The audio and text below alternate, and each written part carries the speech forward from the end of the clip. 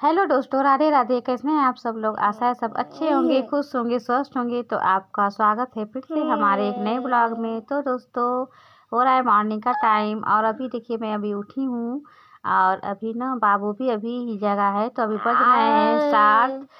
तो देखिए मैं 7 बजे मायके में उठती हूँ।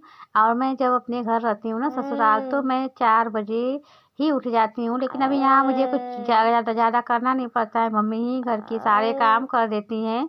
और बाबू उठता है तो वैसे तो मैं जग जाती हूँ 4 बजे 5 बजे। जब मेरे बाबू का कोई रूटीन नहीं है, वो कभी 5 बजे जाएगा, कभी 6 बजे, कभी 7 बजे। तो मैं उस तो अभी ठंडी का भी सीज़न है, तो मम्मी बोलती हैं कि क्या करोगी इतना सुबह उठ के। तो अब मैं बिस्तर में ही पड़ी रहती हूँ। तो देखिए अभी 7 बज गए हैं तो मैं उठ गई हूँ। अभी बाबू को मैं मम्मी अपना नहा रही हैं और इधर मैं अभी नहाऊंगी मम्मी के बाद। और इधर बाबू है ना जग गया, तो इसको मैं पानी बिस्तर समेट लेती हूँ और उसके बाद बाबू को नाश्ता कराऊंगी, दूध पिलाऊंगी इसको।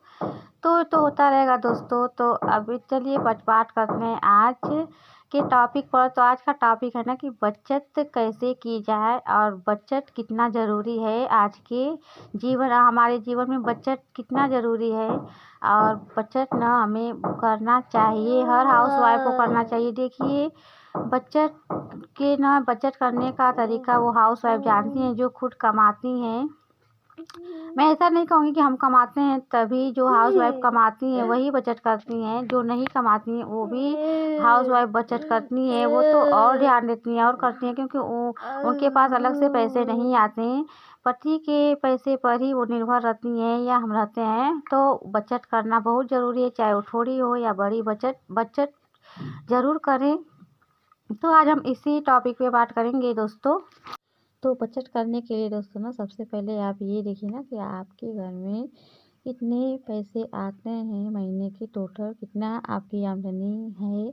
तो उस आमदनी में से ना आपको उस आमदनी में से आपको 25% ना आपको बचत के लिए अलग से निकालना है। उसमें से 25% आपको बचाना ही बचाना है। बाकी जो कि 75% है ना उसे ही आपको खर्च करने हैं घर के सारे कामों में और किसी भी काम के लिए। और उसमें जो 25% है उसको आपको बचाना ही है। तो मान लीजिए आपके घर में 6,000 आती है मंथली एक उधार, तो उसमें से आपको 1,500 रुपये बचाना ही बचाना है। तो इस तरह ये लिस्ट आप ऐसे आप योजना बना के बचाएंगे तो आपके पैसे तभी बचेंगे और ना नहीं बचेंगे। तो बचत करने से सबसे बड़ा फ़ायदा ये होता है ना कि बचत करने से ना हमारे मतलब कि जो पैसे ना कम खर्चे होते हैं।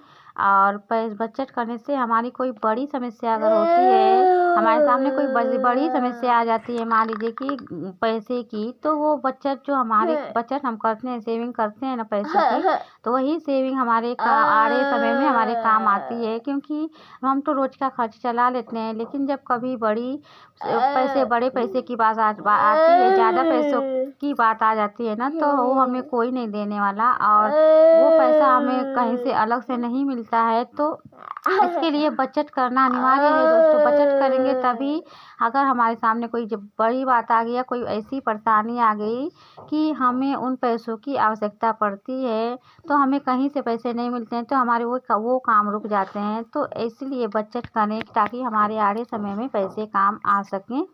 तो हम हाउस वाइफ ही बचत कर सकती हैं। अगर हम बचत नहीं करेंगे तो फिर हमारा काम मैनेज नहीं हो पाएगा। हमारी मतलब कि ज़िंदगी जो ज़रूरतें हैं अलग से वो भी मैनेज नहीं हो पाएंगी। तो आइए देखते हैं कि हम बचत कैसे कर सकते हैं। तो सबसे पहला पॉइंट ये है दोस्तों ना कि आप घर के जो रोज़मर्रा की जो चीज़ें हैं ना, आप घर के राशन जैसे किचन की जो सामग्री है आप खाना बनाते हैं, तो उसमें जो बचत है तो आप जो लिस्ट एक बना लीजिए कि आपको क्या क्या चीज़ ज़रूरी है और जो आवश्यक है उसी चीज़ को मंगाइए। जो अनावश्यक है कि वो मंगा लिए शौक में, या फिर वो ऐसे ही बेकार पड़ी रह जाए ना, उसका हम कुछ बनाए ना, उसका यूज करें ख़राब हो जाए तो वे हमारे पैसे ना वेस्ट चले जाते हैं। और हम इसीलिए ना जो हमारे आवश्यक जो हमारी चीज़ें हैं ना काम की, रोज़ मतलब यूज में आने वाली, उसी चीज़ को हम मंगाएं, तो इससे भी हमारे पैसे की बचत हो जाती है। और उसके बाद है ना तो इधर जो हमारे कपड़े हैं ना तो हम कपड़ों पर भी बचत कर सकते हैं। मान लीजिए कि आपको जो कपड़े ज़रूरी हैं ना वही आप खरीदें, फालतू के कपड़े ना खरीदें। हम ना देखते हैं ना कि पड़ोसी के कपड़े या उनके बच्चों के कपड़े अच्छे लग रहे हैं तो बस अच्छे लगने से ही हम उनको नहीं खरीद लेंगे। हमारे पास अगर कपड़ा है तो उसकी ज़रूरत नहीं है ख़रीदने की। आपको जब ज़रूरत हो तभी ख़रीदें, दूसरे का देखा-देखी ना करें। इससे हमारे बजट बिगड़ जाते हैं और हमारे पैसे अनावश्यक रूप से खर्च हो जाते हैं। तो ये भी एक बचत का तरीका है दोस्तों। आप ज़रूरत के हिसाब से कपड़े खरीदें, चाहे बच्चों के, चाहे अपने, चाहे घर का कोई भी कपड़ा। आप ना बचत अपने ना आप ज़रूरी जो हो उसी को खरीदें, फालतू में ना खरीदें, तो इससे भी बचत होती है। आप ना गैस जो है, गैस के भी आप बचत कर सकती हैं। मान लीजिए कि आपका गैस मान लीजिए कि अगर 1 महीना चलता है तो आप 10 दिन अधिक चला सकती हैं। और सामान व्यर्थ की चीज़ों जैसे कि आप ना उसी तरह गैस ना छोड़ें जलता हुआ। आप गैस ना पहले से सामान तैयार कर लें किचन का, उसके बाद आप गैस चालू करें, गैस को आप ऑन करें, उसके बाद आप चीज़ें उस पे रख दें ताकि व्यर्थ में गैस ना खर्चा हो। और गैस को बीच में छोड़ के आप काम इधर-उधर ना करें। आप अगर किचन में खाना बना रही हैं तो आप किचन पहले खाना बना लें, उसके बाद कोई और काम करें, तो इससे हमारे घर की गैस की बचत हो जाती है। तो ये भी बचत है। दूसरी चीज़ आप अनावश्यक रूप से ना जैसे कि आप बिजली ना खर्चा करें, क्योंकि आपको बिजली में पानी न मोटर न ज़्यादा चलाएँ, पानी की बचत भी कम करें और फालतू में पानी ना गिराएँ। और जो है ना तो मोटर उसके भी आप यूज़ उसका कम करें, ज़रूरत के हिसाब से करें। प्रेस है तो उसको भी आप जब ज़रूरत हो ऐसे ना चालू करके छोड़ दें, तो उससे भी आप बचत कर सकती हैं। लाइट भी आप जहाँ ज़रूरी हो उसको आप ना ऑन करके रखें और जहाँ ना ज़रूरी ना उसे ऑफ कर दें। लाइट बहुत घरों में मैंने देखा है कि जो लेडीज़ होती हैं ना लाइट को ऐसे ही ऑन करके छोड़ देती हैं, दिन-दिन भर लाइट जलता रहता है, तो ऐसे भी हमारी बिजली की खपत होती है, तो उससे भी हमारी बिजली के बिल ज़्यादा आ जाते हैं, तो इससे भी हम बचत कर सकते हैं दोस्तों। तो ये जो बचत की ये जो है ना तो ये हम हाउसवाइफ़ ना ऐसे छोटे-छोटे खर्चों में बचत कर सकते हैं। अपने घर के रूटीन को सही करके, व्यवस्थित करके आप ना बचत कर सकते हैं। तो दोस्तों हमारी ये बचत का आइडिया आपको कैसा लगा? तो मिलते हैं कल